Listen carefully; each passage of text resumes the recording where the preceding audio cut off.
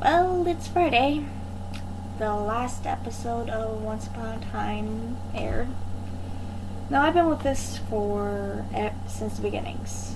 If this was, I don't know if this was if it's been 7 years, I guess.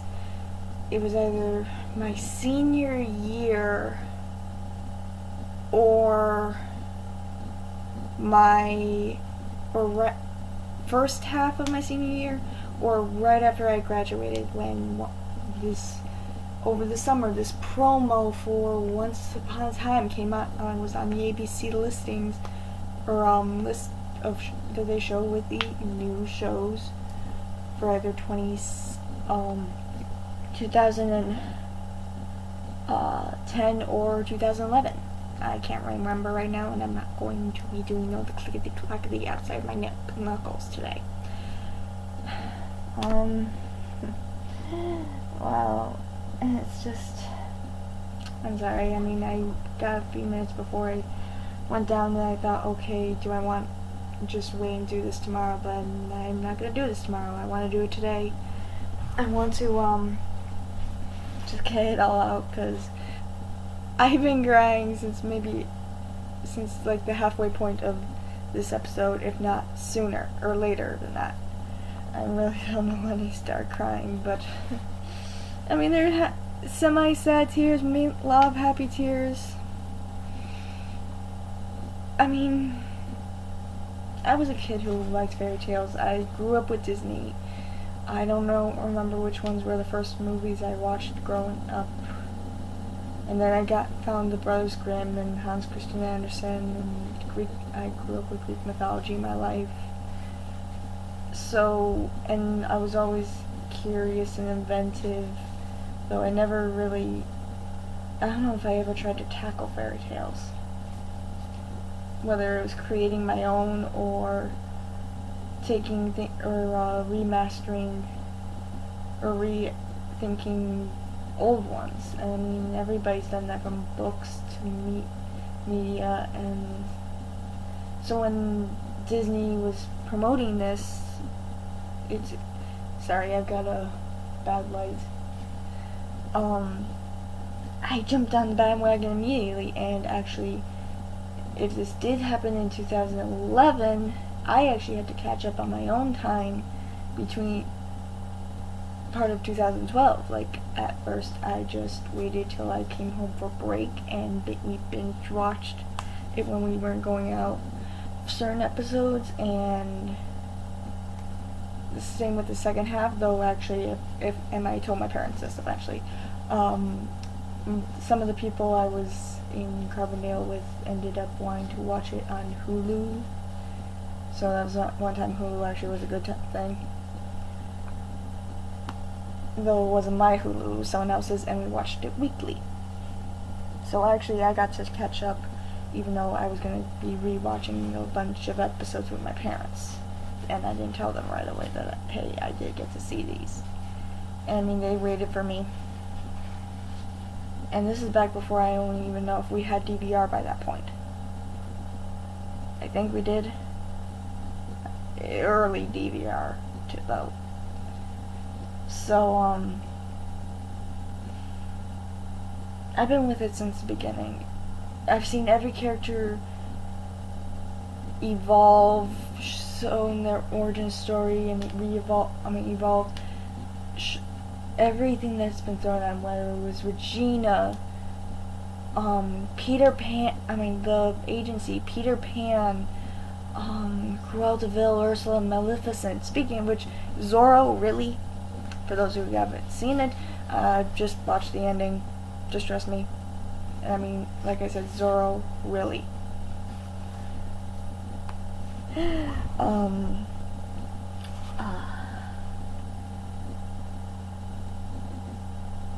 And everything, even once the Wish Realm came into play, and there was 2 versions. I don't know if the author's alternate world was their own version, or if that one was null and void after his plan was stopped. Everything they've done even with the original Dark One and bringing all these realms, Agrabah, Camelot, Neverland, Wonderland, even the spin-off that they had done, Once Upon a Time in Wonderland, in which they kind of redeemed themselves, not in my eyes, because I think they did just fine with Once Upon a Time in Wonderland, but probably others who were very critiquing it, with this last season, especially with their Alice. And, oh god, I don't want to cry again. I don't know what got me hooked besides fairy tales. But I was hooked since the first episode. I don't know what it was, but I just couldn't take my eyes off the screen. And even when I did start doing that at some points with where I was like multitasking with the computer, which didn't happen to 2013. So at least the first 1.5 seasons, if not 2 seasons, I was full focused on it and all that. But one of the things that definitely kept me throughout every season, throughout every mole that was actually a mountain in my eyes, was the Rumpel ship. That I can obviously tell you was the biggest thing. I mean, I really didn't know what else to do for anybody else, because a lot of them were set in stone, Snow and Charming. Eventually Hook and Emma, but that one was a little rocky too. When they brought in Robin Hood, oh gosh, don't get me started. I don't know if that was the first cry session, or if that was the second one, was with Weaver / Gold / Rumpelstiltskin, for original Rumpelstiltskin, and the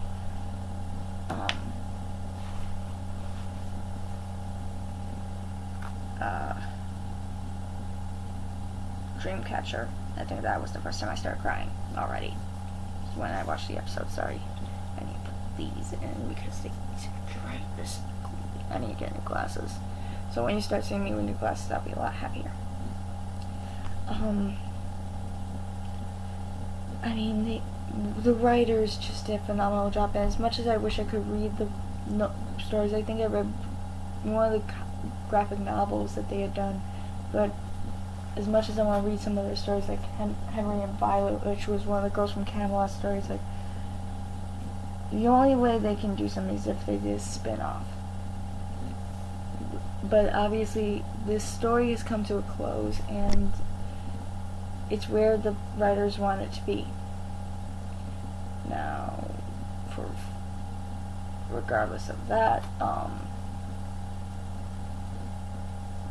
if somebody else wanted to tackle it, whether it was fan writing or whatnot, I don't know. But sorry, I can't even look at the screen because if I start looking at the screen, I see myself and I'm just going to start crying. But I'm going to try not to cry. I just want to tell the writers, cast, everybody that worked on this TV series of Once Upon a Time, including the last season, including Once Upon a Time in Wonderland, everything that involved this, thank you. Thank you for giving me something to look forward to every Sunday. I mean, when I started working officially, I mean, I had a job, but a second job, it was something I always look forward to. We watched AFV, and then we watched Once Upon a Time. And now, sadly, when I moved to Fridays, and my parents stopped watching after last season, I had to do it on my own, where I was watching it either Friday nights or Saturday mornings. And when I mean Friday nights, I mean like between 10 and midnight. Because I couldn't wait to watch it. I was so excited. And on the days I actually, like today, that I didn't have to work on Friday and I could get to watch it, I just was really, really happy. I'm hoping that she has enough people working tonight, though. I just don't know what's gonna happen now. I'm probably gonna end up binge watching because I have majority of the DVDs. There might be 1 or 2 seasons I still need, and it's also on Netflix. So most likely, what's gonna happen is I'm gonna be binge watching the hell out of it, and especially all the Rumpel stuff. Those were the ones I always looked forward to. When I first saw the Skin Deep episode, I think as much as I would say that the first episode drew me in, that's the episode that made me stay. Skin Deep, Robert Carlyle, everything about that episode, and maybe it most likely is due to me being that my top Disney princess that I grew up wanting to be her was Belle. And the way they decided to use the Rumpelstiltskin story and turn him into the Beast, an irredeemable monster that seemed like with everything he had gone through ever since with his origin story, how he hobbled himself so he could come back to see his son. He didn't want his son growing up without a father, and thus he shamed himself and the family to do it. He decided to be a coward, to him end up receiving getting the Dark One's powers by accident, to be honest with you. I mean, the previous Dark One that had made it intentional for him, but not for but Rumple never wanted that. To losing his son, to everything. The only thing I wish we could see that they never really truly did was the Ogre War. Like, how the heck did that start? That's the only thing I can think of that this series has never done. The origin of the Ogre War. Maybe it's in something that I missed.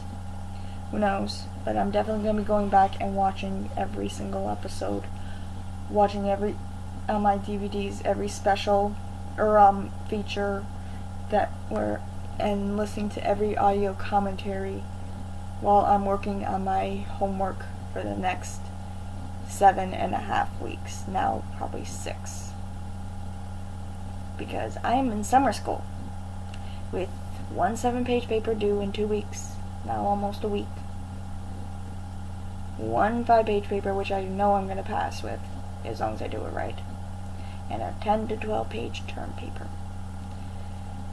Now, why would I go through this hell and not just wait till fall? Well, because I have a deadline. Which is going to have to get extended already because of 3 classes I need to take, or in this case, retake technically. So, most likely that's what's going to happen. I'm probably going to use my mom's DVD player and listen to the audio commentary over the episodes, every single episode that it's available for when I can't be looking at a screen. I'm going to try to do that, but since I get done in July, maybe I might just wait and do everything with the audio stuff and just binge watch every chance I get from season 1 on Netflix wise. Because since we only have technically 2 DVD players that work, it used to be 3, but now it's 2, and one of them's not even a real DVD player because it's not connected to a large TV. It's an itty bitty little thing. But yeah, I just want to say thank you for giving me something in my life that made me feel whole, because with Asperger's syndrome, it's not an easy thing. Growing up in the 90s, we didn't know what that was. So certain things, probably aside, maybe just kids being kids, there were certain ththings I probably didn't do that normal kids did that were, like, with certain tantrums and all that. The only tantrum I ever remember having is that one time I just ended up, for some odd reason, deciding to refuse to read a book that I actually had checked out from the library for some odd reason. It's like I always read books. So, to then growing up in a whole new town and not knowing anybody except for my 2 cousins that had moved there a year or 2 prior. I don't know how many years actually, to be honest. And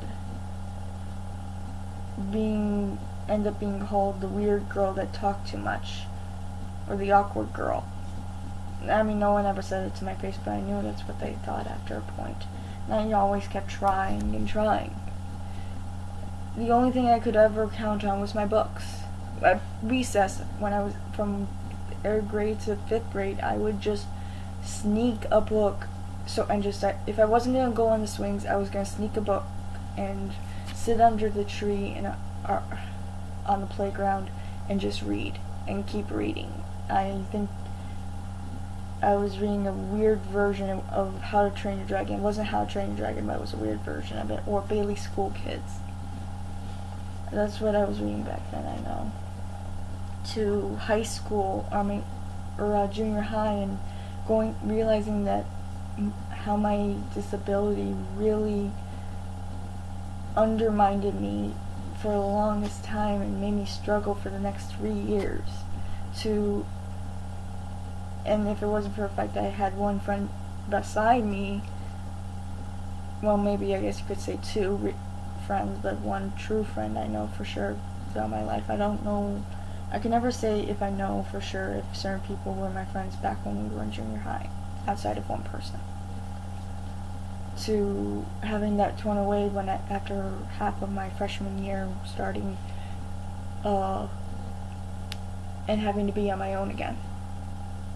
Having to adjust to high school and try to figure everything out, to going through such a hard third year where I was even though I had been on medicine for most of my life now at that point, and I was trying real hard, it just seemed like I was always struggling. I would be up really late just taking notes for my history class. And it's like I did get help, but it's like you only could do so much. To thinking that maybe the problems I thought I was causing or did cause would just go away if I wasn't no longer here. To overcoming that and graduating, to getting a part-time job, to learning more how to be on my own. Oh, that didn't stick. To going to college, getting my associate's degree, and now trying to go for my bachelor's, and I'm still feeling like that girl in junior high again sometimes, where it's like I feel like some of these problems will just go away. But one of the few hope lights in my life that I could always look forward to, always enjoy, that would just like remind me why I love being on this planet, was Once Upon a Time. It was a part of my life that made me feel better about myself, that it's like I can always become the better version of myself. Then a social worker, and like I said, my best friend. If it wasn't for having that kind of thing, my senior year, when I was at my most scared because I didn't know what was going to be happening with my life. All I had known was school and homework and drama club and working a couple nights at the vet clinic, to having to learn how to figure out some things on my own. And end up being back to going to school and homework and working 3 nights a week. But it just made me feel better. Even when like I said, the molehills made out of mountains, for the Rumpel ship and everything that happened between them, it's like I still had hope. I still felt like that it could happen. And I'm not saying it gave my life meaning. I'm not gonna say it, because there's a lot more to life than that. But it made me feel like I wasn't alone out there. Like there's other people who have hard times. Yeah, they're fairy tale characters, but we saw a version of them that didn't know they were fairy tale characters. They were human beings that thought they were normal people. I guess I see myself kind of as Henry sometimes. Young Henry, just like with all that hope. And then now I feel like the current version of Henry, like especially during the early episodes of this last season, where it seems like all the fairy tales are going dark in my life, where it's like I just don't always feel like I have hope. But I know it's there. In the tiniest corner of Pandora's box. So with that being said, I'm going to start uploading this, and I'm hoping that you guys have been here, still watching this rant. I'm hoping that if the people from Once Upon a Time saw this, thank you for actually taking the time of watching all this. And I'm hoping that maybe there'll be another show, or maybe someone else will find this show and it'll give them the same feelings of hope that I did. With that being said, this is Sally saying off. Like, subscribe, and I'll see you guys later. You won't be seeing me for at least the next day and a half. If anything, it's Saturday morning at the most.